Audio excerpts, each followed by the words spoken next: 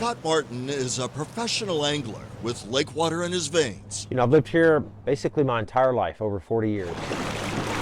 This is just the remnants of it now. And big concerns on his mind. It's the worst I've seen it in regards to the amount of habitat. Martin says submerged and above surface vegetation once covered up to 70,000 acres of Lake Okeechobee. Now it's virtually gone. The mass depletion of vegetation has been the mismanagement of the water levels being kept too high for too long. High water means less sunlight reaching the vegetation, and that means stunted growth. Martin heads AFLO, anglers for Lake Okeechobee. They and many others here are upset about fish hatcheries lost as vegetation has disappeared, about the waterfowl gone, about the pollution run amok. Just like a swimming pool at your house, if you lose the swimming pool filter, your water's going to muddy up, and you're never going to clean your pool until you put your filter back in.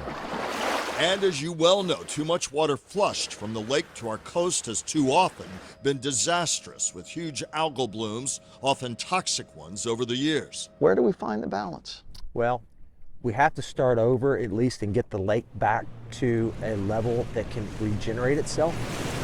The range that's the most healthy for Lake Okeechobee, I believe, is anywhere between 11 feet up to 15 being your max. We can also absorb 16 and 17 foot lakes for short periods of time like we have over the years. Environmentalists say reaching that goal means storing more water north of the big lake. Well, if we can get this 1,000,000 acres of storage up here, instead of going to 17, we go to 15. Dr. Paul Gray is an Everglades expert. It's just beautiful.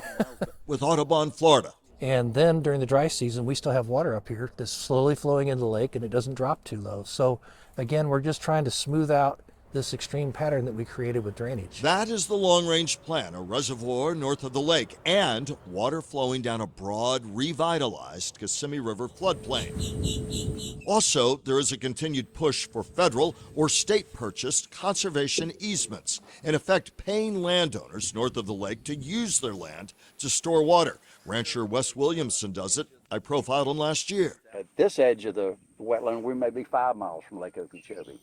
And so it's important to kind of just retain, slow up the water here, store the water here. Store water here for a time, then release it slowly. And a lot of ranch and farm fertilizer runoff can be absorbed by plant life rather than deluging the lake and triggering algal blooms.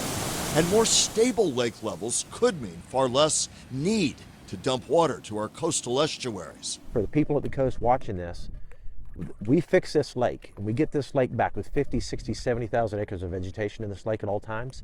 We're going to clean the water. So that means when they do send water east and west or south, it's going to be cleaner water.